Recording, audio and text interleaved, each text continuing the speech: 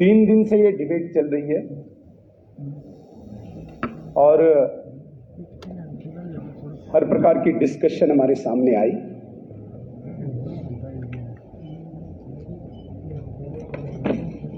Maximum honourable members ने अपनी भावनाएं यहां पे प्रकट की। एक ऐसा पवित्र ऑगस्ट हाउस है जहां पे जम्मू कश्मीर की अवाम की भावनाओं को प्रकट किया जा सकता है। ये ठीक है, विचार अलग अलग है, विचारों की लड़ाई है, लेकिन बहुत सारे इश्यूज पे हमें आपस में इत्तेफाक भी है, विशेषकर डेवलपमेंट को लेके, जम्मू कश्मीर की तरक्की को लेके। मैं अगर एक शेर से ऑनरेबल एलजी साहब के इस स्पीच को देखूं तो मैं कहना चाहूंगा, हमारी नजर ने तुम्हें है हुस्न बख्शा, हमारी नजर ने तुम्हें है हुस्न बख्शा, ये हमने दिया है तुम्हारा नहीं। तो मेरे कहने का ये तात्पर्य है, मेरे कहने का ये मतलब है कि बहुत सारे ऑनरेबल मेंबर्स ने इन 5, 7, 10 सालों में जो तरक्की के हवाले से, डेवलपमेंट पॉइंट ऑफ व्यू से सवालात खड़े किए। मैं कोई बहुत पीछे कंपैरिजन नहीं करूंगा, लेकिन जब भी हम आज कहीं सड़कों पे चलते हैं तो एक विजिबल चेंज हमें दिखती है, जिसे हमें इनकार नहीं करना चाहिए। आज हम हाईवेज देख रहे हैं, आज हम रिंग रोड्स देख रहे हैं, आज हम प्रधानमंत्री ग्राम सड़क योजना के तहत अगर मैं 2-4 सालों की बात करूं, लगभग 2-2.5 हजार रोड बने हैं। आदरणीय प्रधानमंत्री जी का विजन है, नरेंद्र मोदी जी की देन है।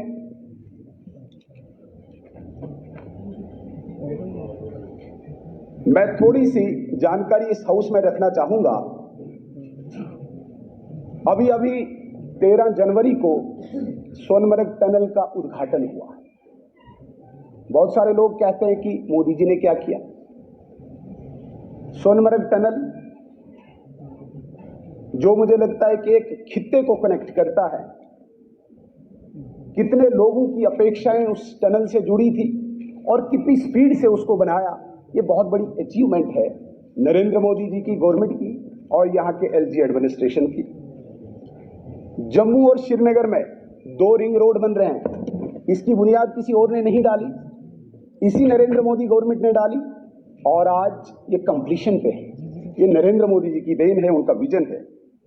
आज हम देखें, दिल्ली अमृतसर कटरा एक्सप्रेसवे हमने सुना था, मथुरा एक्सप्रेसवे हमने सुना था, मुंबई एक्सप्रेसवे हमने सुना था, लेकिन दिल्ली अमृतसर कटरा एक्सप्रेसवे जिसको आज हम खुद देख रहे हैं, छोटी बात नहीं है ये। बनिहाल बारामूला रेल लाइन तो संगलदान तक तो पहुंच गई, बहुत जल्दी हम जम्मू तक इसको कनेक्ट कर रहे हैं। ये एक सपना था अटल बिहारी वाजपेयी जी का, इन दोनों खित्तों को जुड़ाने का, रेल लाइन से पूरे मुल्क के साथ जुड़ाने का, और इस स्वप्न को आज पूरा होते हुए हम देख रहे हैं। आजादी के बाद गुरेज वैली और मच्छिल में, गुरेजी साहब पता नहीं कहां गए, ग्रिड से इनको बिजली नहीं थी। पहली बार नरेंद्र मोदी जी की देन है, मच्छिल जैसे दूर दराज क्षेत्र में और गुरेज वैली में आज ग्रिड के द्वारा बिजली पहुंची है। ये इसी एलजी एडमिनिस्ट्रेशन में हुआ सर। 2019 तक जो जम्मू कश्मीर सिर्फ 5 मेगावाट सोलर ऊर्जा, सोलर एनर्जी पैदा करता था, आज इन 4 सालों में जम्मू कश्मीर नरेंद्र मोदी जी की देन से 55 मेगावाट सोलर एनर्जी प्रोड्यूस कर रहा है। बहुत बड़ी अचीवमेंट है। आज हमारे पास 2 एम्स हैं, एक जम्मू में, एक कश्मीर में है। नरेंद्र मोदी जी की देन। आज हमारे पास IIT है। IIT हम सुनते थे, IIT Kharagpur, IIT Mumbai, IIT Delhi. आज यहाँ पे आपके पास IIT, ये कहां से आया? हवा से तो नहीं आया। IIM हमारे पास, ये कहां से आया? हमारे पास डॉक्टर्स की कमी थी, हम MBBS सीट्स को नहीं बढ़ा पाते थे। और इस दौरान जो ये टेन्योर रहा नरेंद्र मोदी जी और LG साहब का प्रशासन का, 800 सीट्स हमने MBBS की बढ़ाई। 151 PG की सीट्स नरेंद्र मोदी जी द्वारा यहां पे दी गई। बहुत सारे लोग कहते हैं कि भाई 15 लाख हम दिल पे हाथ रखें। जिस कॉन्स्टिट्यूएंसी में हम रहते हैं, क्या आपकी कॉन्स्टिट्यूएंसी में कोई ऐसा व्यक्ति रह गया है जिसका हेल्थ इंश्योरेंस कार्ड नहीं बना है? 5 लाख रुपया आज आपको सेहत के लिए नरेंद्र मोदी जी द्वारा दिया जाता है। अगर आपकी फैमिली में 5 मेंबर है तो 15 लाख की जगह आपके घर में 25 लाख आ रहा है, और जिस घर में 8 मेंबर है वहां पे 40 लाख आ रहा है। ये कहां से आ रहा है? ये नरेंद्र मोदी जी की देन है, इस LG प्रशासन की देन है। यहां पे बहुत सारे ऐसे लोग जिनको हम इंदिरा आवास योजना के तहत घर देते थे, एक पंचायत में 2-3 घर आते थे, आज लाखों घर। और जिस व्यक्ति के पास जमीन नहीं, उसके लिए भी 5 मरला जमीन फराहम की। कोई छोटी बात है? बहुत बड़ा रिफॉर्म है। जम्मू और श्रीनगर को स्मार्ट सिटी देन नरेंद्र मोदी जी की देन है। आपको मैं एक बहुत बड़ी बात, जिस पंचायत राज के लिए जम्मू कश्मीर की आम जनता तरसती थी, वेट कर रही थी, आदरणीय नरेंद्र मोदी जी ने 2017 के लाल किले के भाषण में कहा था कि मैं जम्मू कश्मीर में 3 टियर पंचायत सिस्टम एस्टेब्लिश करूंगा। अभी जो ये ऑनरेबल मेंबर बोल रहे हैं, ये नरेंद्र मोदी जी की देन है कि इनको DDC मेंबर वहां से चुना गया, वरना ये वही गांव में ही होते। ये 3 टियर सिस्टम भी एस्टेब्लिश करने की देन नरेंद्र मोदी जी की है।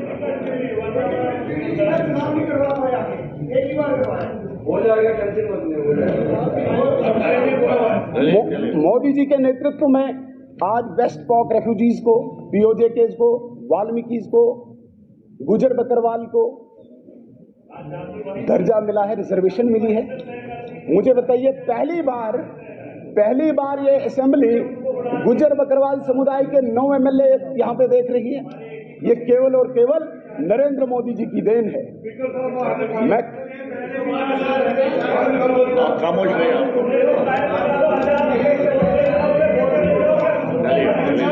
मैं कहना चाहूंगा, मैं ऐसे कई अचीवमेंट्स यहां पे गिना सकता हूं जो नरेंद्र मोदी जी की देन है।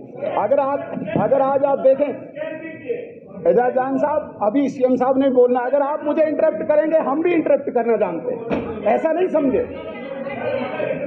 इतना अच्छा ये हाउस चल रहा है, एक व्यक्ति तो ये है ही, इसको करार दे दो। लेकिन नेशनल कॉन्फ्रेंस, आप तो रूलिंग में हो, आप ऐसा नहीं करो। बोलिए।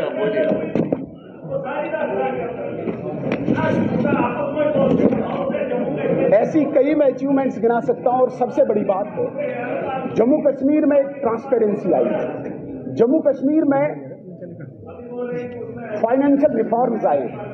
हमने जम्मू कश्मीर की सरकार में भी देखा है, यहां पे नौकरियां बेची जाती थी, यहां पे जंगल बेचे जाते थे, यहां पे ठेके बेचे जाते थे, जिसको मर्जी जो नौकरी दे दो, सिगरेट डब्बी के पन्ने पे नौकरी लिख के दे देते थे। आज रिफॉर्म्स आए हैं, आज नौकरी ऐसे नहीं मिलेगी, आज आपको कॉन्ट्रैक्ट ऐसे नहीं मिलेगा। मेरे कहने का ये मतलब है कि फाइनेंशियल रिफॉर्म्स एस्टैब्लिश हुए हैं। आज आपको एक छोटा सा काम भी करना है, एडमिनिस्ट्रेटिव अप्रूवल आपको लेना पड़ता है। ये सारे रिफॉर्म्स तब हुए जब यहां पे UT बनी, जब यहां पे नरेंद्र मोदी जी का विजन एस्टैब्लिश हुआ। मेरे बहुत सारे साथियों ने यहां पे 370 को लेके बहुत बातें की, बहुत वरिष्ठ लोग भी हैं, मैं आदर भी करता हूं, रिस्पेक्ट भी है, मुझसे ज्यादा उनको नॉलेज है, अनुभव है। लेकिन जितनी मुझे जानकारी है, भारत एक सेकुलर स्टेट है, एक सेकुलर कंट्री है। मुझे बताइए, एक सेकुलर टेरिटरी में एक और स्टेट का निर्माण कैसे हो सकता है, और जिस स्टेट का आइडिया टू नेशन थ्योरी की एक्सटेंशन हो।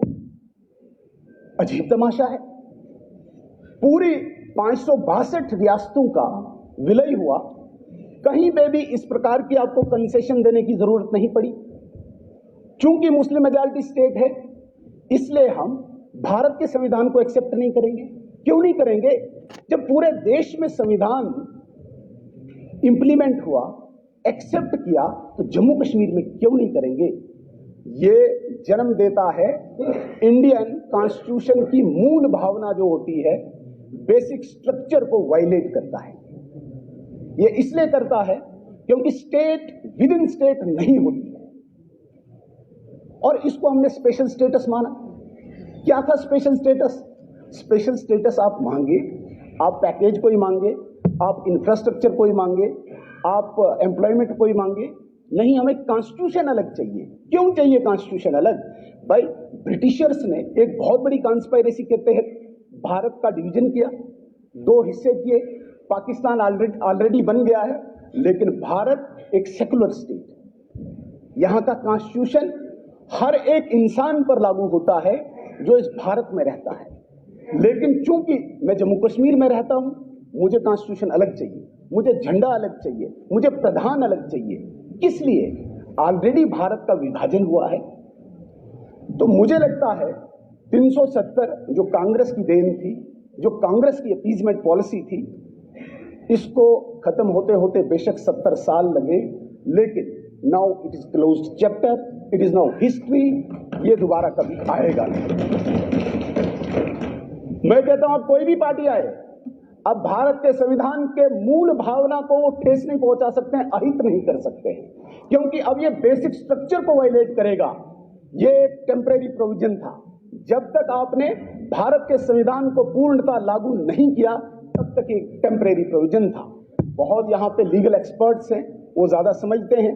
बड़ी कोशिश हुई, पार्लियामेंट में भी कोशिश हुई, सुप्रीम कोर्ट में भी कोशिश हुई, पार्लियामेंट ने भी इसे सेटल कर दिया, सुप्रीम कोर्ट की कॉन्स्टिट्यूएंट बेंच ने भी इसे सेटल कर दिया। अब मुझे बताइए, हमारा कौन सा इख्तियार नया है इस असेंबली में, जिसमें हमें लोगों के इश्यूज को डिस्कस करना चाहिए था, यहां की समस्याओं को डिस्कस करना चाहिए था। हम टाइम वेस्ट कर रहे हैं, क्योंकि इस असेंबली का दायरे इख्तियार हमें समझना चाहिए। हम पार्लियामेंट को यहां से आंखें नहीं दिखाते हैं। पार्लियामेंट का इख्तियार है, वो स्टेट को 2 स्टेट्स बना सकते हैं, 2 स्टेट्स की 1 स्टेट बना सकते हैं। यदि हमें इतना ही जोश है, हम जाएं पार्लियामेंट में, अक्सरियत जमा करें, वहां पे डिस्कस करें। नहीं, यहां पे डिस्कस करेंगे। क्यों? क्योंकि वो जो जिन्ना की टू नेशन थ्योरी थी, उसको जिंदा रखना चाहते हैं। मुझे लगता है जम्मू कश्मीर की जनता ने इसको रिजेक्ट किया है, ये दोबारा यहां पे होगी नहीं। ऑनरेबल स्पीकर सर, ये बात आप देश में गए, 2 सीटें नहीं लिया। ऑनरेबल स्पीकर सर, महाराजा जिन्होंने इस स्टेट को अपना सर्वस्व न्यौछावर किया, उस महाराजा का अपमान लगातार हुआ और आज तक होता रहा है। मुझे इस हाउस के बैठे बहुत बड़े बड़े लीडर्स पे भी बड़ा आश्चर्य होता है कि राइट फ्रॉम 1927 से लेके 31 से लेके 47 से लेके 1949 से लेके महाराजा का अपमान होता रहा। कब तक करोगे? आज जिस स्टेट में आप हो, ये महाराजा की देन है, और यहां से आप अपमान करते जाओगे। मैं कहना चाहूंगा 1931 में यंग मुस्लिम एसोसिएशन का सहारा लेकर लोगों ने जम्मू कश्मीर के लोगों को भड़काया, अफवाहें फैलाने की कोशिश की गई, महाराजा के कैरेक्टर एसेसिनेशन करने की कोशिश की गई। इस प्रकार की तब की अफवाहें फैलाने जाने लगी, और ये सारा ब्रिटिश ऑफिशियल्स के इशारे पे होता रहा। इसमें कोई शक नहीं है। जहां तक बात आती है, यहां मैंने कल कहा, मार्टियर्स डे पर आप लोगों ने बहुत शोर हल्ला किया। मैंने उन लोगों की बात की जिन लोगों ने महाराजगंज में कश्मीरी पंडितों की दुकानें जलाई, जिन लोगों ने सफा कदल में, नवा कदल में, विचार मंच में वहां पे कश्मीरी पंडितों को निशाना बनाया। मैं यहां पे कोट करना चाहूंगा प्रेमनाथ बजाज, जो स्वर्गीय शेख अब्दुल्ला साहब के बड़े नजदीकी थे, उनकी बुक में ये लिखा गया है। आप उसको भी छोड़िए, बरजोर दलाल की रिपोर्ट लाइए सामने, वो तो हमने तैयार नहीं किया था, वो क्या कहते हैं।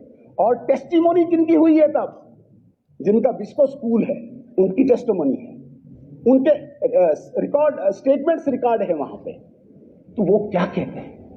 फिर भी हम इस कहानी को, इस हिस्ट्री को जुटलाएंगे, ये कम से कम इस डोगरा स्टेट के लोग कबूल नहीं करेंगे। जहां तक बात आती है, नहीं अभी तो मैं उठाऊं, अभी तो मैं उठाऊं, टाइम आप एक्सटेंड कर रहे हैं ना, करिए, थोड़ा सा करिए, मेरे लिए भी करिए। हमने 2 बार एक्सटेंड किया शेर साहब की स्पीच, 2 बार, और अब भी कुछ लोग यहाँ पे पाकिस्तान से बातचीत की हिमायत करते हैं, बड़े सीनियर लोग, मुझे नहीं समझ आता उन्हें मिलता क्या है। क्या ये डोमेन है इस असेंबली का? Ministry of external affairs exist नहीं करती है हिंदुस्तान में? हम उनसे ज्यादा तेज हैं, हमारे पास उनसे ज्यादा कोई अथॉरिटी बैठी हुई है? हर वक्त सुबह उठे पाकिस्तान से बातचीत करो, भाई उनको पता है कब पाकिस्तान से बातचीत करनी है, और वक्त आने पे बार बार की भी है। खुद पिछली बार, पिछले सेशन में ऑनरेबल सीएम साहब ने वहां पे माना था, क्योंकि ये भी तब पार्टनर रहे हैं भारतीय जनता पार्टी की गवर्नमेंट के, और खुशकिस्मती ये थी कि एक्सटर्नल अफेयर्स में शायद एमओएस ये भी थे। कम कोशिशें हुई क्या? अटल बिहारी वाजपेयी जी खुद गए, लेकिन मुझे उस दिन जवाब नहीं दे पाया। मैं आज ऑनरेबल सीएम साहब को विद ड्यू रिस्पेक्ट कहना चाहता हूं, थोड़ा सा डिफरेंशिएट कर रहे थे तब की बीजेपी और अब की बीजेपी। भारतीय जनता पार्टी विचार से चलती है, ये व्यक्ति से नहीं चलती है। जो अटल बिहारी वाजपेयी जी का लक्ष्य था वही नरेंद्र मोदी जी का लक्ष्य है। फर्क सिर्फ इतना है कि वो पिता की भूमिका में थे और ये पुत्र की भूमिका में है। इसलिए ऑनरेबल सीएम साहब, हमें उस वक्त भी वही निशाना था जो नरेंद्र मोदी जी का था, और आज से 3 पीढ़ियों बाद भी वही निशाना होगा। हमने इस देश को, हमने इस राष्ट्र को सर्वप्रथम माना है, वो अटल बिहारी वाजपेयी जी ने भी माना और मोदी जी ने माना। लेकिन शायद सीएम साहब इसलिए जस्टिफाई कर रहे थे, कश्मीर में होड़ लगी हुई है, पीडीपी का कोई भी कार्यकर्ता खड़ा होकर ये एनसी वाला बीजेपी के साथ मिला है, एनसी वाला बाजू फोल्ड करके ये पीडीपी वाला बीजेपी से मिला है, सजाद साहब बीजेपी से मिला। आज पूरे कश्मीर की पॉलिटिक्स बीजेपी के इर्द गिर्द घूम रही है। तो ये लाजमी है, सीएम साहब को तो धोना था नहीं, तब की बीजेपी जब मैं था वो अलग थी, आज की बीजेपी अलग है। नहीं, बीजेपी वही है। बीजेपी एक विचार से चलती है, विचार से बनी हुई एक पार्टी है। चलिए आजमा लीजिए। आपका केजरीवाल तो झाड़ू लेके चला गया, आप भी नहीं दिखोगे। केजरीवाल तो चला गया। मैं कहना चाहता हूं, मैं 2-3 चीजें स्पष्ट करना चाहता हूं। आप सर यहाँ पे पीएसए की बात आई, हमारी बहन ऑनरेबल मेंबर शमीमा जी पीएसए लगा रहे। कौन लगा रहे हैं? किसने लगाया? 1978 में किसने पीएसए लाया था? आप जरा सईद अली शाह गिलानी जो इस हाउस के मेंबर रहे हैं उसकी बुक पढ़ें, उसकी ऑटोबायोग्राफी पढ़ें। उसकी ऑटोबायोग्राफी जो गुल्लर किनारे उन्होंने लिखी है, उन्होंने कहा कि नहीं, शेख साहब ने उन्होंने अपनी ऑटोबायोग्राफी में, मैं रेफरेंस दे रहा हूं, उन्होंने उस बुक में, अरे बैठिए आप, उन्होंने ऑन रिकॉर्ड ये बात कही है कि जेल जाने से पहले या जो यहाँ पे नेशनल कॉन्फ्रेंस थी, उन्होंने यहाँ के लोगों को पूरा भड़काया, तैयार करने के बाद पूरा इंटरनेशनल एक माहौल बनाया। लेकिन जो ही बाद में कंप्रोमाइज हुआ, जो ही बाद में एग्रीमेंट हुआ, तो शेख साहब ने उन्हीं पे पीएसए लगाया। सईद अली शाह गिलानी पे पीएसए लगाया, बीजेपी ने लगाया, मोदी जी ने लगाया, नरेंद्र मोदी ने लगाया। नहीं, अगर आज हम पीएसए लगाते हैं तो इसलिए लगाते हैं कि कोई सिविलियन किलिंग ना हो। आप अपना रिकॉर्ड निकालें, नेशनल कॉन्फ्रेंस अपना, जब वो दौरे हुकूमत में रहे, रिकॉर्ड निकाले, हम भी खड़े होते हैं पब्लिक के सामने। आपने कितनी सिविलियन किलिंग कराई और आज हमारे दौर में कितनी सिविलियन किलिंग हुई, और जो 1-2 हुई उसके लिए हमारे नेतृत्व ने माफी मांगी। किसी कीमत पे भी सिविलियन नहीं किलिंग होने नहीं देंगे। कश्मीर के एक शरीफ आम इंसान को हम कोई हताहत नहीं होने देंगे, ये हमारी गारंटी है। नरेंद्र मोदी, एक बात और मैं कहना चाहूंगा। No time, no time. मैं एक बात इस पूरे हाउस को कहना चाहता हूं।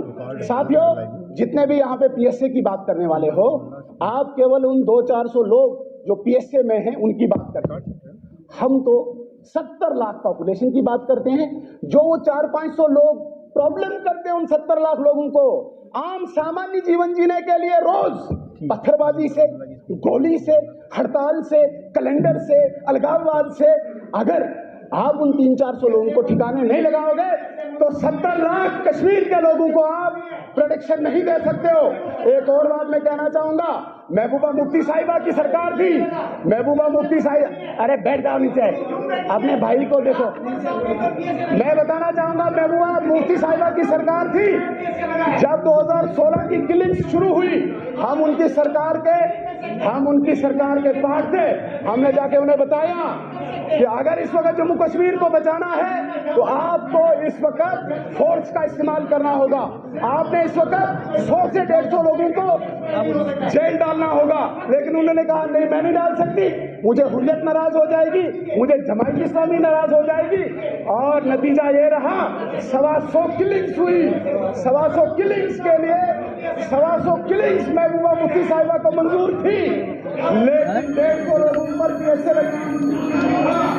साहब की सरकार चली 2010 में। अगर इन्होंने भी वैसे मिसक्रेंट्स को, ऐसे अनासीर को अगर जेल में डाला होता तो कम से कम 110 लोगों की किलिंग नहीं हुई होती। Thank you.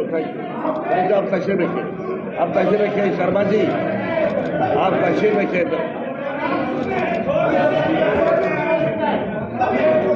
आप तशरीफ हो गया। डिप्टी चीफ मिनिस्टर साहब ने महाराजा के विरुद्ध डिक्टेटर शब्द का इस्तेमाल किया है, जिसका हमें पूरा अफसोस है। और हम इस हाउस में ऐसे शब्द की निंदा करते हैं जिस महाराजा के लिए, मुझे पता है आपको इन्होंने भेजा है।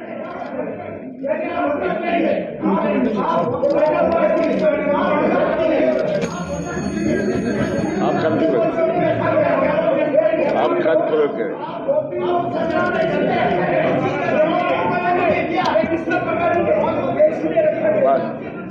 बस कैलकुलेट करें आप Sharma ji. It is too much now mister Sharma.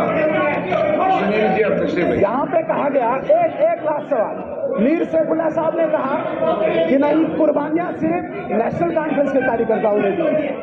Mir Saifullah साहब, नेशनल कॉन्फ्रेंस नहीं, 1953 से लेके जब यहाँ पे नेशनल कॉन्फ्रेंस ने तिरंगे को नहीं लगाने दिया, तब प्रजा परिषद के लोग तिरंगा लेके निकले और आपकी फौज ने उन पे गोलियां चलाई, 18 लोगों को शहीद किया। और आज आप कहते हैं कि हमारे वर्कर नहीं।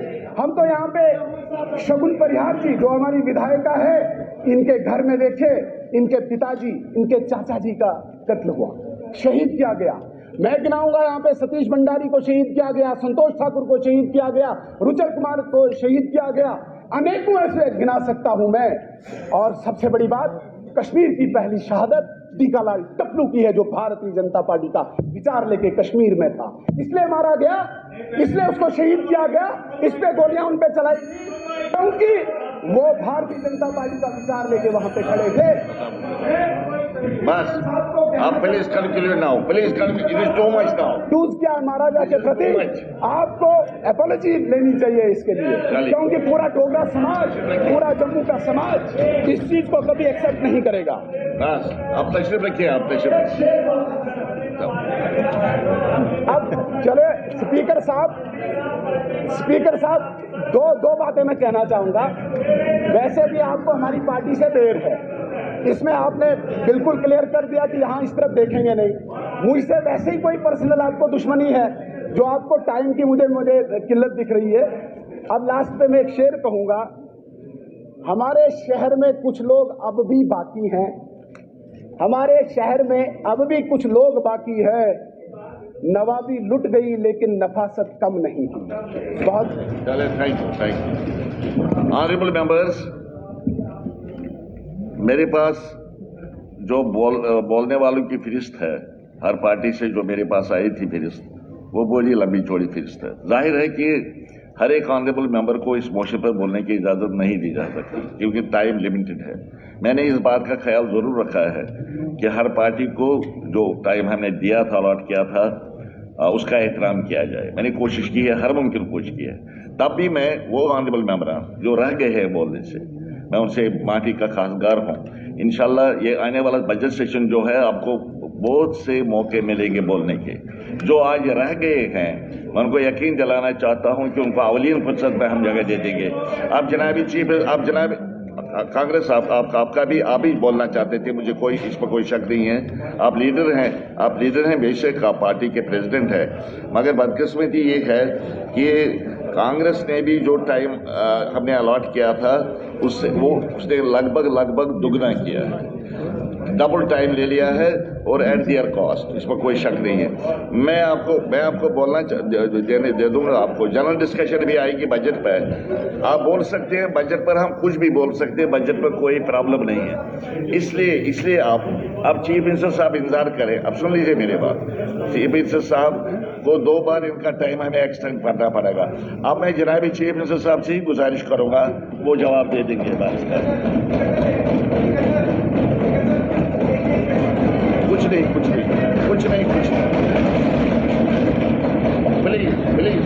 प्लीज आई बैग मेहरबानी करिए, इस वक्त नहीं, इस वक्त।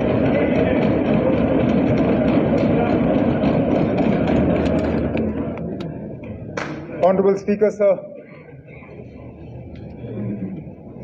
मैं ऑनरेबल एलजी साहब का जो 3 तारीख को हाउस के सामने उन्होंने खुतबा पेश किया, उसके लिए उनका शुक्रिया करने के लिए खड़ा हूं। कोशिश की गई कि एड्रेस के ज़रिए, इस खुतबा के ज़रिए गवर्नमेंट के जो इंटेंशंस हैं, गवर्नमेंट के जो इरादे हैं, जो अभी तक हुआ, जो होना बाकी है, उसके बारे में हम जिक्र करें। अब कई मेरे साथी एक नुक्ते पे गए और कहा ये नहीं था, ये नहीं था, ये नहीं था, पिछली एड्रेस में ये था, इस बार इसका जिक्र नहीं हुआ। स्पीकर साहब, गवर्नमेंट एक एड्रेस से दूसरी एड्रेस तक नहीं चलता। गवर्नमेंट 5 साल इन कंटिन्यूएशन चलता है। 4 महीने पहले इसी हाउस के सामने एलजी साहब ने पहला अपना खुतबा पेश किया। ज्यादातर बातें उसमें हुई। अब ये जरूरी नहीं है कि जो बातें 4 महीने पहले की गई उन्हें दोबारा भी दोहराया जाए। पहला खुतबा देखिए, ये देखिए, ये इन कंटिन्यूएशन होता है, ये इन एडिशन होता है। ये खुतबा 4 महीने वाले पहले को रिप्लेस नहीं करता, उसको ऐड कर देता है। तो मेरे वो साथी जो ये तासुर शायद पैदा कराने की कोशिश कर रहे हैं, जनाब हम कुछ चीजों पे अचानक खामोश हो गए, हमने कुछ चीजों का जिक्र नहीं किया, शायद 4 महीने पहले किया था लेकिन अब नहीं किया क्योंकि अब किसी ने कहा ये कोई प्रेम पत्र है। अब अगर हमने प्रेम पत्र लिखना होता हम पहले खुतबे में लिखते।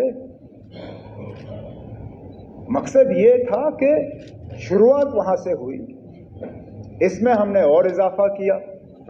जब अगले साल, मैं उम्मीद करता हूं कि उस वक्त गवर्नर होंगे, जब उस वक्त गवर्नर साहब का खुतबा होगा और इजाफा होगा, और अगले 5 साल तक ये सिलसिला चलता रहेगा। तो इसलिए मेरे जो सीनियर साथी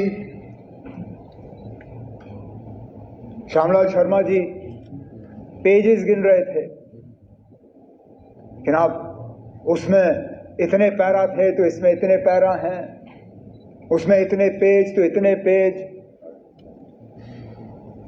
कागज बचाने का मेरा इरादा नहीं था।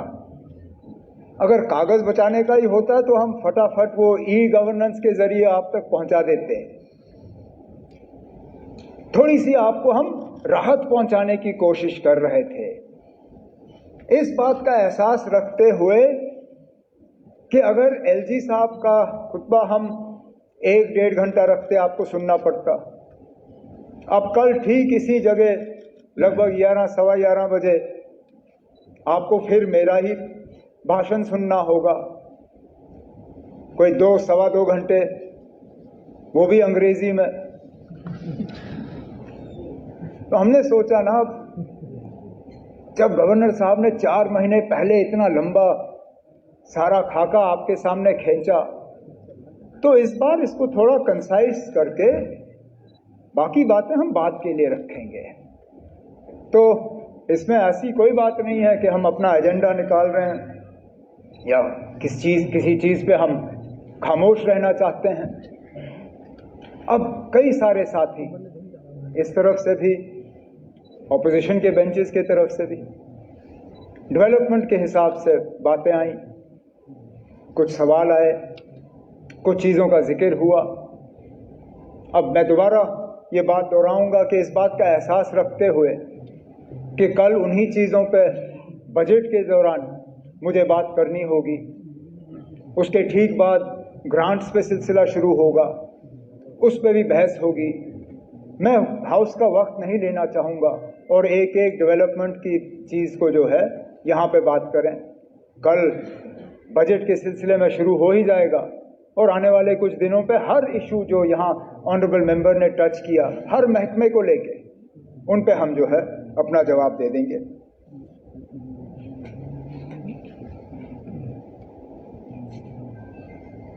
हमारे मैनिफेस्टो का यहाँ बहुत जिक्र हुआ, बहुत सी बातें आई मैनिफेस्टो को लेके।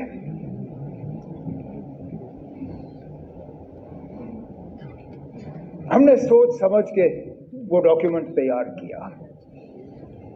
जम्मू कश्मीर के आवाम के साथ वो हमारा वादा है।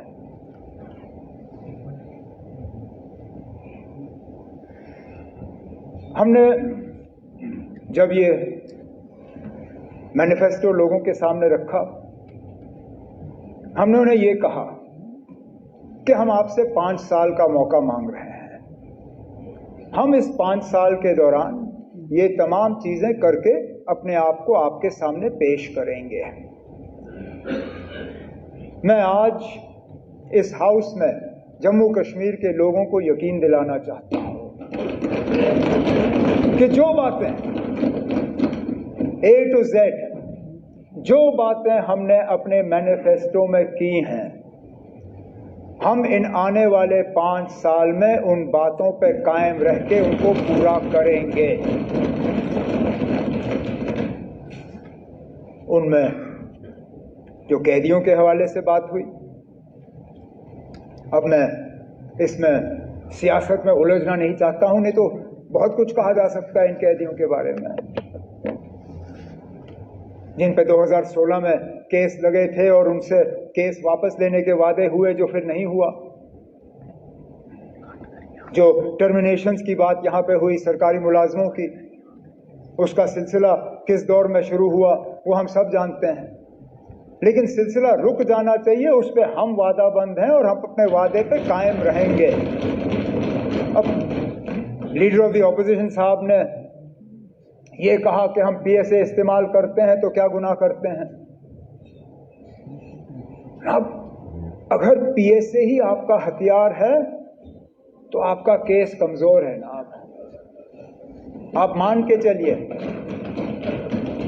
अगर आप सिर्फ पीएसए के बुनियाद पे इन लोगों को जेल में रख रहे हो सालों साल, इसका मतलब ये है कि आपके पास इनको प्रोसिक्यूट करने की कोई सबूत है नहीं, आपके पास इनके खिलाफ कोई केस है नहीं, आप सिर्फ पीएसए के जरिए जो है इनको बंद रख रहे हैं। अगर वाकई जो आप कहते हो कि ये पत्थरबाज हैं, ये ओजीडब्ल्यू हैं, ये वे हैं, तो प्रिवेंटिव डिटेंशन की जरूरत क्यों? प्रिवेंटिव डिटेंशन की जरूरत वहां पड़ती है जहां आप और कोई केस बना नहीं सकते हो। आपने मेरे खिलाफ पीएसए लगाया क्योंकि मुझे बंद करने के लिए आपके पास और कुछ था नहीं। आपने पहले प्रिवेंटिव डिटेंशन में मुझे 6 महीने बंद रखा। जब वो अरसा बीत गया और कुछ चाहिए था आपको, आपके पास और कुछ था नहीं, तो पीएसए लगा के मुझे बंद कर दिया।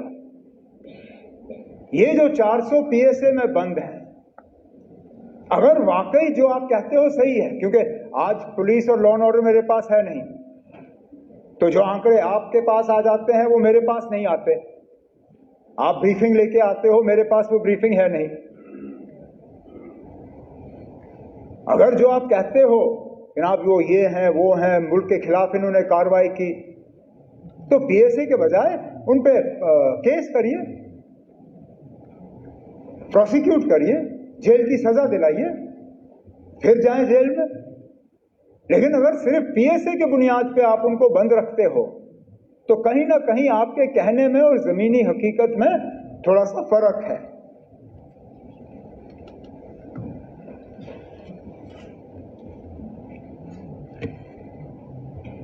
$370 के हवाले से बहुत बात हुई। मैं फिर honourable leader of the opposition की तकरीर के हवाले से ही बात करूंगा। कहा कि 370 को लेके हम हाउस का टाइम जाया करते हैं, लेकिन जितना हमने 370 पे बात की उससे ज्यादा तो शायद उस तरफ से पे आता ही। हर तकरीर में 370 को हटाने की जस्टिफिकेशन वहां से आई। आप खुद ऐसे काम गिन रहे थे। मैं थोड़ी देर के लिए मैं दीवारों के आसपास देख रहा था कि कहीं ऐसा ना हो कि मैं पार्लियामेंट शिफ्ट कर गया, क्योंकि आपकी तकरीर तो ऐसा लग रहा था जैसे आप प्रेसिडेंट्स एड्रेस पे अपनी तकरीर कर रहे हैं बजाय लेफ्टिनेंट गवर्नर्स एड्रेस पे। यहां के काम गिनने के बजाय आप दिल्ली की हुकूमत, मरकजी हुकूमत के काम गिन रहे थे। आपने बड़े बड़े प्रोजेक्ट्स के हवाले से बात की, कोई रिंग रोड, कोई ये रोड, कोई वो रोड, कोई ये।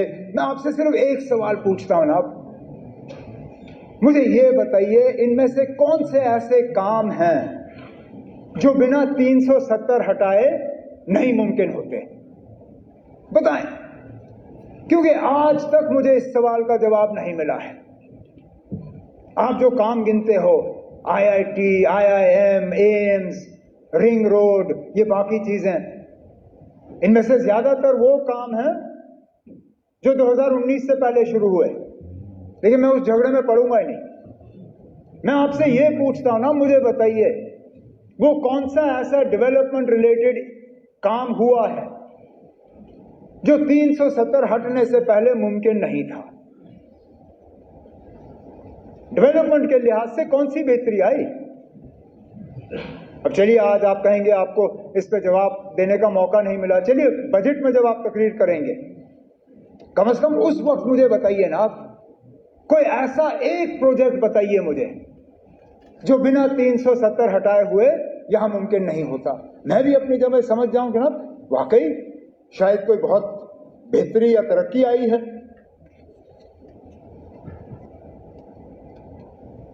पॉलिटिकल रिजर्वेशन के हवाले से बात हुई, आप 370 हटा तब पॉलिटिकल रिजर्वेशन मुमकिन हुआ। अब पॉलिटिकल रिजर्वेशन करके आपने क्या फायदा दिया इस कौम को? आप मेरे जो हमारे गुजर यहां पे कम्युनिटी से ताल्लुक रखते हुए MLAs हैं, उनके तरफ इशारा करके कहा कि ना हमने आपको बहुत बड़ा फायदा दिया जो पॉलिटिकल रिजर्वेशन दिया आपको। अरे इनकी तादाद गिनिए ना, आज कितने हैं? 6 हैं। आपके रिजर्वेशन देने से पहले कितने थे ना? तो पूछिए इनसे। 9 थे। नहीं ना, आज 9 नहीं है। हाँ ना, आप मैं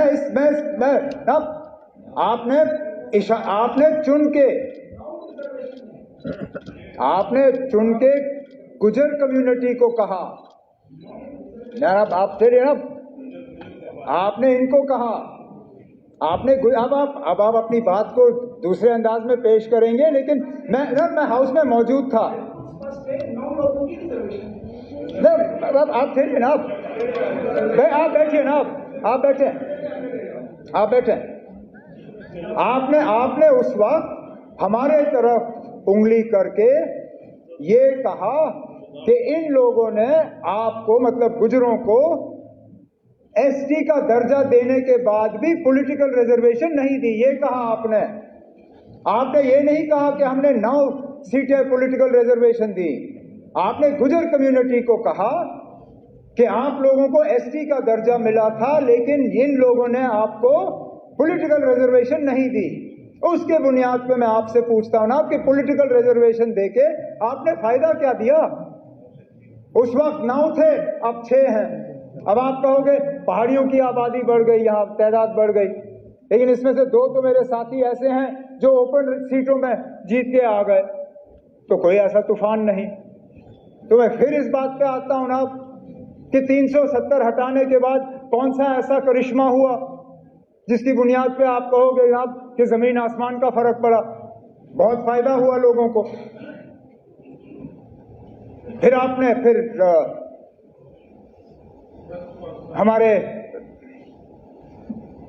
हमारे साथी शक्ति परिहार साहब ने अपनी तकरीर में शुरू में ही कहा कि 370 जो है वो जम्मू कश्मीर में करप्शन, नेपोटिज्म और एक और अंग्रेजी अल्फाज इस्तेमाल किया जो मुझे याद नहीं है, टेररिज्म। चलिए एक सेकंड के लिए टेररिज्म, मैं ये जब टेररिज्म की मैं बात सुनता हूं तो मैं थोड़ा परेशान। एक सिस्टर अमृतसर में रह गई है, उसके हस्बैंड की डेथ हो गई थी, वो हमारी प्रॉपर्टी को नहीं ले सकती थी, आज वो मैं आ रहा हूं ना, मैं आ रहा हूं उस बात पे, मैं उस बात पे भी आ जाऊंगा,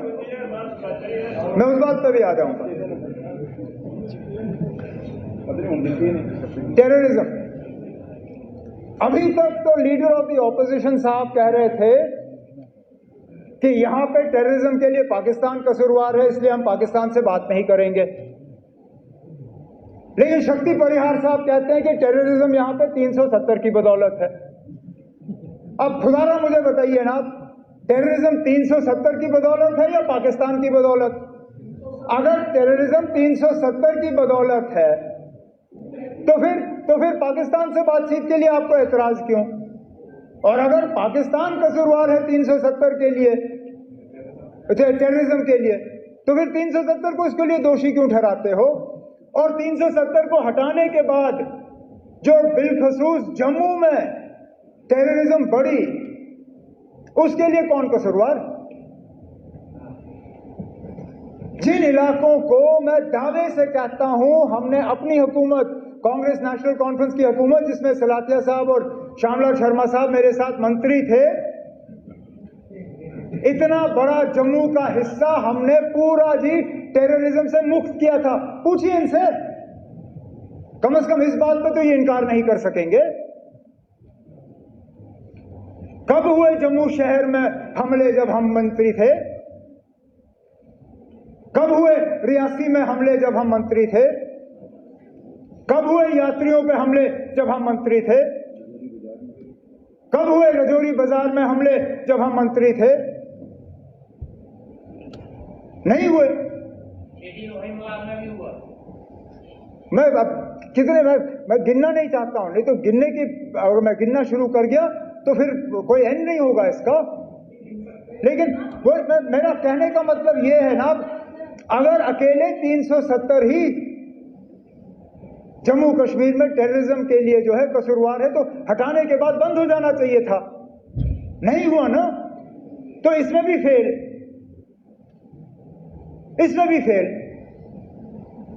फिर नेपोटिज्म की तो मैं बात करूंगा ही नहीं, क्योंकि उसमें कोई पार्टी जो है वो कहते हैं ना हमाम में सब नंगे, ना हम नेपोटिज्म की बात कर सकते ना आप, तो छोड़ दीजिए उसको। अब करप्शन की हम बात करें, 370 करप्शन के लिए जो है जिम्मेदार था और हटने के बाद अब करप्शन है नहीं। जल जीवन मिशन पे सबसे ज्यादा शोर किसने किया ना? सबसे ज्यादा शोर जल जीवन मिशन पे किसने किया? क्या कहा? जुगाड़ जीवन मिशन? हाँ, जुगाड़ू जीवन मिशन, जल जुगाड़ मिशन, कुछ ऐसा ही कहा। ये मेरे अल्फाज नहीं है, उस तरफ से आए। हम एज मिनिस्टर, अब शायद कहना नहीं चाहिए, लेकिन हम आपस में बैठ के ये बात करते हैं कि अगर क्वेश्चन आवर में पहले 2 सवाल जो हैं वो जल जीवन मिशन के हों, हमारा काम आसान हो जाता है, क्योंकि 40-45 मिनट तो इसी बेचारे जावेद राणा साहब के ही निकल जाते हैं, क्योंकि आप में से कोई ऐसा नहीं है जो जल जीवन मिशन को लेके परेशान नहीं या शिकायत नहीं करता।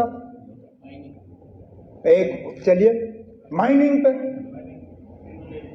पे करप्शन पे इल्जाम आपने लगाए, हमने नहीं। हमने तो इसका कभी जिक्र ही नहीं किया। इस सेशन से पहले जल जीवन मिशन के बारे में शिकायतों का आपने हमसे तो सुना नहीं होगा। जमीनों के मामलों में करप्शन की बात, मिस गवर्नेंस की बात, कन्वर्जन ऑफ लैंड यूज, वो हमारी बदौलत नहीं, वो सब पोस्ट 370 आया, जिसकी बात श्यामलाल शर्मा साहब ने क्वेश्चन आवर के दौरान इतने जोरों शोर से किया। वो सारा कानून तो 370 हटने के बाद आया। तो फिर मैं पूछता ना, क्या बेहतरी आई? करप्शन भी नहीं रुका, मिस गवर्नेंस भी नहीं रुका। अब ठीक है, आप कहते हो कभी नहीं आएगा, हम कहते हैं हम वापस लाएंगे, तो कहते हैं उम्मीद पे दुनिया कायम है। ठीक है ना, हम अपनी उम्मीद की दुनिया में रहेंगे, आप अपनी दुनिया में रहो, देखते हैं कौन सही निकलता है। लेकिन ये मुझे मत कहिए ना कि अब सुप्रीम कोर्ट का मोहर लग गया है। मैं वकालत नहीं जानता हूं, शायद मुझे नहीं मालूम अगर आपने वकालत की होगी या नहीं, लेकिन आपके आसपास काफी मतलब अच्छे हट्टे कट्टे वकील बैठे हैं ना। ये भी जानते हैं ना आप कि अदालत का फैसला दूसरी अदालत में टाला जा सकता है या बदलाया जा सकता है। सुप्रीम कोर्ट में 3 जज का बेंच जो है 5 जज का बेंच बदला सकता है, 5 जज का बेंच 7 जज का बेंच बदला सकता है। जब तक पूरा बेंच नहीं बैठता तब तक फैसले बदलाए जा सकते हैं। अब क्या इस तरह के हालात मुल्क में पैदा होंगे या नहीं होंगे, आप कैसे कह सकते हो ना? ठीक है ना, आपके पास कौन सी ऐसी जादू की छड़ी है कि आप कह सकते हो कि इस तरह के हालात कभी मुल्क में बनेंगे नहीं? मैं तो ये दावा कर नहीं सकता हूं। ये दावा लोग करते जब बीजेपी के 2 MP थे राजीव गांधी साहब के वक्त में, उस वक्त कभी सोचा जा सकता था कि मुल्क में इस तरह के हालात होंगे, लेकिन बन गए। क्या पता ना अब आगे क्या होगा। हम फिलहाल इस पे बात करते रहेंगे, वो हमारा हक है। ये हक आप आपसे छीन नहीं सकते, क्योंकि जो हम बात कर रहे हैं वो इस मुल्क के आईन के तहत कर रहे हैं। अब मैं इस बात में पढ़ूंगा ही नहीं कि टेम्पररी स्टेटस था या नहीं था।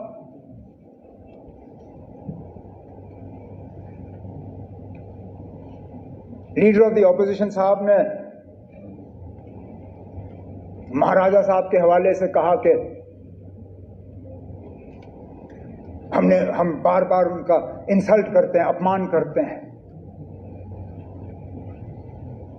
हमारे तरफ से तो कभी नहीं हुआ।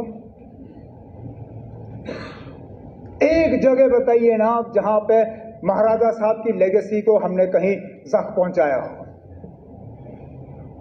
कहीं नाम बदलाया हो, बताएं ना कहीं पर भी।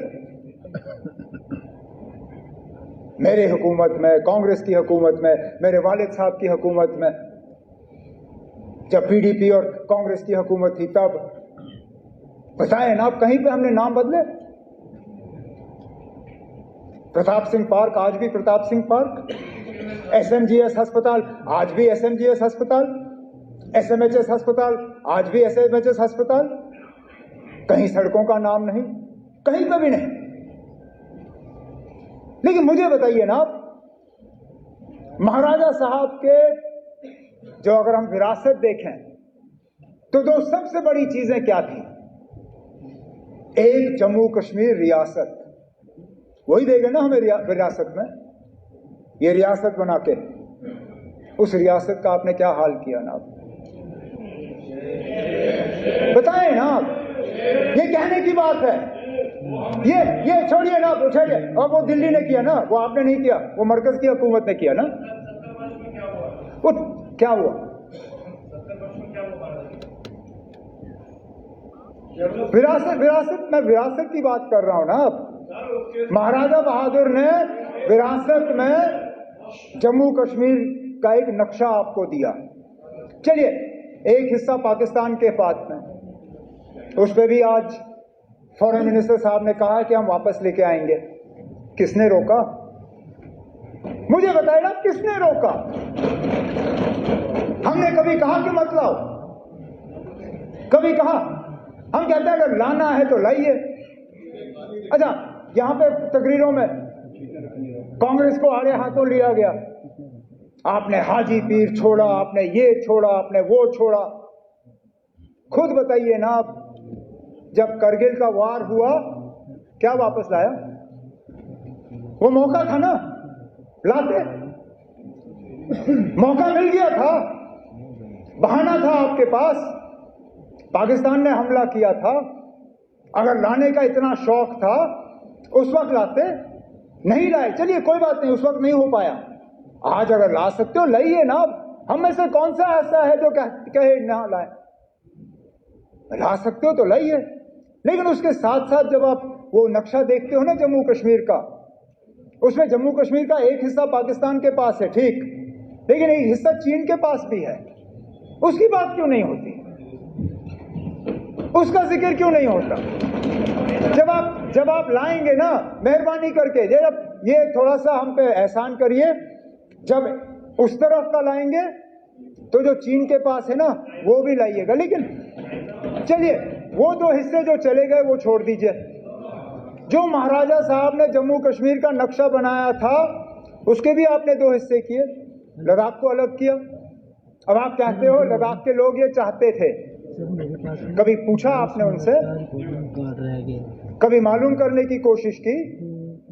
पहले दिन से करगिल के लोग इस फैसले के साथ नहीं थे, ठीक। आज अक्सर बेशतर लद्दाख की आबादी जो है, गोद आबादी, वो भी इस फैसले के साथ नहीं है। आज जिन लोगों ने 5 अगस्त 2019 को मिठाइयां बांटी थी, आज वो भी कहते हैं कि शायद इससे बेहतर तो हमारी हालत जम्मू कश्मीर के साथ ही बेहतर थी। तो पैदल आए लेह से दिल्ली अपने हकूक हासिल करने के लिए, तो वो विरासत का जो हमें मिला था वो भी नहीं रहा। और विरासत में महाराजा साहब क्या छोड़ गए हमारे लिए? स्टेट सब्जेक्ट लॉज, कि हमारी जमीन हमारी, हमारी नौकरियां हमारी। कहां है वो लॉज ना? कहां है वो कानून? आज आपकी जमीन पे आपका क्या हक है ना? कोई भी आपके ले लेगा। आज आपकी नौकरियों पे क्या हक है आपका? इससे अच्छा तो हिमाचल का हाल है। हिमाचल पे फैक्ट्री लगती है तो वहां कानूनन 70% जो है मुलाजिम हिमाचल के होने हैं। वहां अगर होटल लगता है तो 70% मुलाजिम हिमाचल के होते हैं। आप बताइए ना, कौन सा ऐसा कानून यहां पे है?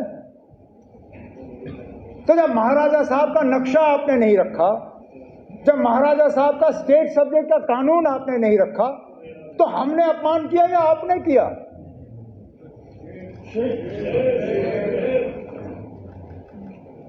लेकिन चलिए, कर लिया। फिर 13 जुलाई पे आप नाराज हुए। आपने वो अल्फाज इस्तेमाल किए जो स्पीकर साहब ने मजबूरन उनको एक्सपंज करना पड़ा। लेकिन आपकी और हमारी सियासी सोच बिल्कुल अलग है। आपकी आइडियोलॉजी, हमारी आइडियोलॉजी, उनमें कोई मेल नहीं है। लेकिन कम से कम जब हम अल्फाज इस्तेमाल करें तो सोच समझ के करें। उन 22 लोगों ने जो 13 जुलाई 31 को कुर्बानी दी, वो किस लिए दी? एक आवाज हासिल करने के लिए, कुछ हकूक हासिल करने के लिए। और अगर उनका वो करना गलत होता, महाराजा साहब ने उनकी कुर्बानी के बाद जो कदम उठाए, क्यों उठाए? जो ग्लैंसी कमेटी बिठाई गई, जो जस्टिस दलाल कमीशन बिठाया गया। क्यों बिठाए गए? जो उस कमीशन के बाद इलेक्शन का अनाउंसमेंट हुआ, जो इलेक्शन करके प्रजा सभा बनी, वो प्रजा सभा आखिर में जम्मू कश्मीर की असेंबली बनी। अरे नाब, जिन कुर्बानियों के बुनियाद पे ये असेंबली कायम हुई, उनके बारे में भी हम इज्जत से दो शब्द इस्तेमाल नहीं कर सकते। उनकी सिर्फ इतनी खता है कि वो मुसलमान थे, इतनी खता, ये मानिए आप। क्योंकि बाकी मुल्क में जहां शख्सी राज के खिलाफ आवाज उठी, वहां पे किसी ने उनको गद्दार नहीं कहा, लेकिन यहां पे क्योंकि वो मुसलमान थे और जमहूरियत के लिए लड़ रहे थे, हमारे मुंह से उनके बारे में इस तरह के अल्फाज कितनी आसानी से निकलते हैं। अब मैं बाकी इतिहास हिस्ट्री में नहीं जाऊंगा, क्योंकि मैंने तारिगामी साहब की तकरीर के बाद उनको एक पर्ची भेजी। मैंने कहा ना, आपने तो मेरी आधी तकरीर मुझसे ले ली, जो आपने पूरा हिस्ट्री का हमें यहाँ पे सुना दिया, तो मैं उसी को अपनी तकरीर समझ के तारिगामी साहब की बात जो है उसको ओन करता हूँ। लेकिन आप ये मानिए, आप चाहे आप 13 जुलाई की छुट्टी रखें ना रखें, चाहे आप 5 दिसंबर की छुट्टी रखें ना रखें, उन लोगों की कुर्बानियों को यहाँ के लोगों के दिलों से कोई निकाल नहीं सकेगा।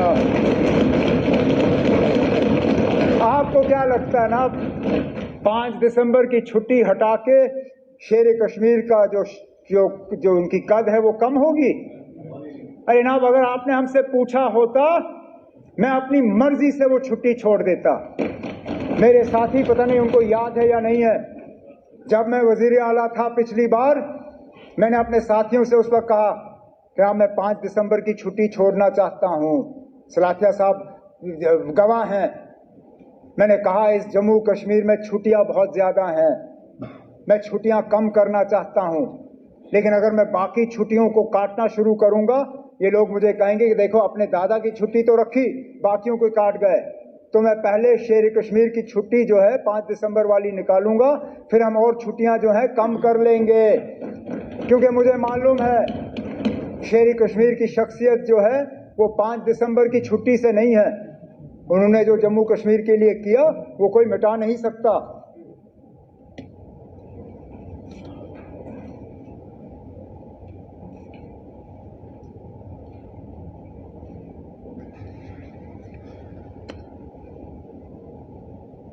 स्टेटहुड का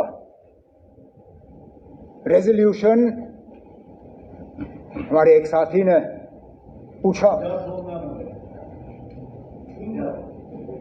नहीं, मैं उस पर आ रहा हूं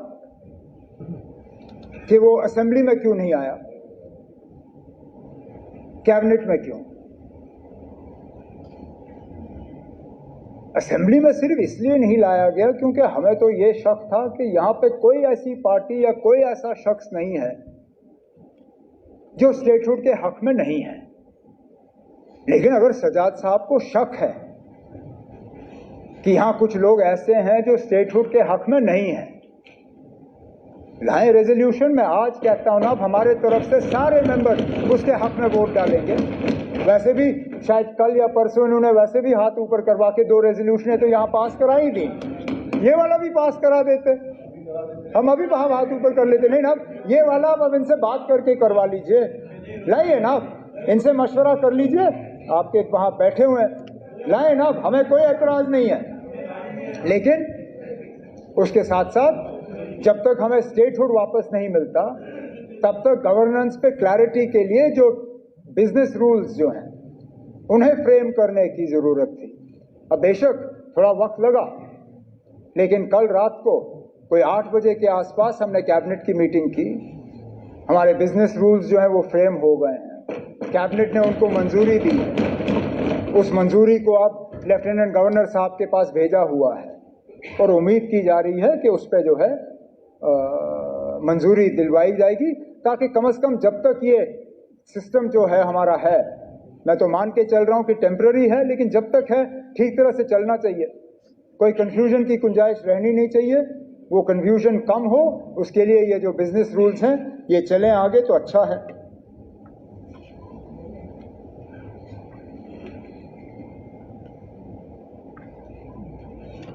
क्योंकि इसी में हमारी डिग्निटी और जो रिस्पेक्ट ऑफ द इंस्टीट्यूशन, जिसके हवाले से श्यामलाल शर्मा जी ने सुबह भी बात की, अपनी तकरीर में भी कहा, आधा तो हमारी डिग्निटी तो इस स्टेटहुड के जाने से ही चली गई ना। इससे पहले जब एमएलए थे, वारंट ऑफ प्रेसिडेंस में आपका क्या नंबर था ना? आज क्या नंबर है? हाँ, आज क्या है? आज पता नहीं हम कहीं खाते में है भी या नहीं। मेरा नंबर एज चीफ मिनिस्टर, जब मैं इससे पहले यहां खड़ा था, मैं यूनियन कैबिनेट मिनिस्टर के बराबर था। अपनी रियासत में तो यूनियन कैबिनेट मिनिस्टर से भी ऊपर। आज तो पता नहीं मैं एमओएस के नीचे कहीं घूम रहा हूं। तो dignity end of the institution और ये सारा, ये भी इसमें जुड़ा हुआ है।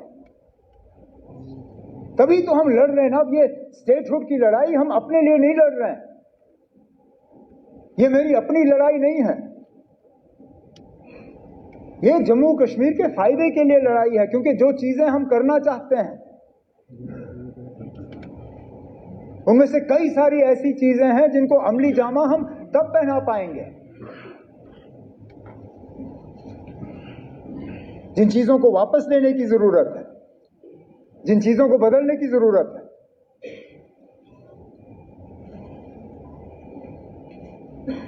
लेकिन हमारी लड़ाई एक सच की लड़ाई है, इंसाफ की लड़ाई है, कानून की लड़ाई है, और जम्मू कश्मीर के लोगों को एक राहत की सांस लेने की लड़ाई जो है हम लड़ रहे हैं।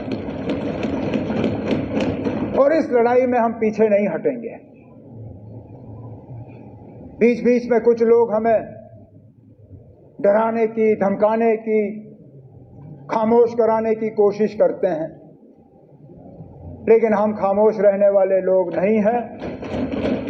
हम जम्मू कश्मीर के लोगों के हकूक के लिए, जम्मू कश्मीर के लोगों के बका के लिए, जम्मू कश्मीर की तरक्की के लिए, जम्मू कश्मीर के भाईचारे के लिए अपनी लड़ाई जारी रखेंगे। स्पीकर साहब, मुझे कल इससे ज्यादा लंबी तकरीर करनी है। पानी का एक कतरा शाम के 6:35 से पहले पीने की इजाजत भी नहीं है। तो कल की तैयारी करने के लिए मैं आज अपनी तकरीर यहीं पे समाप्त करूंगा। एलजी साहब को उनके खुतबे के लिए मैं अपने तरफ से शुक्रिया करता हूं, और उम्मीद करता हूं कि हाउस के तरफ से एलजी साहब का शुक्रिया होगा। बहुत बहुत शुक्रिया। Thank you very much. शुक्रिया की तारीख पर वोट लेने से पहले हाउस को मालूम है कि इस सिलसिले में जनाब सज्जाद गनी लोन की जानिब से तरामीम पेश हुई है, जिन पर ऐवान में बहस तो हो चुकी है, जो एडमिट हुई थी। अब मैं सज्जाद साहब से गुजारिश करता हूँ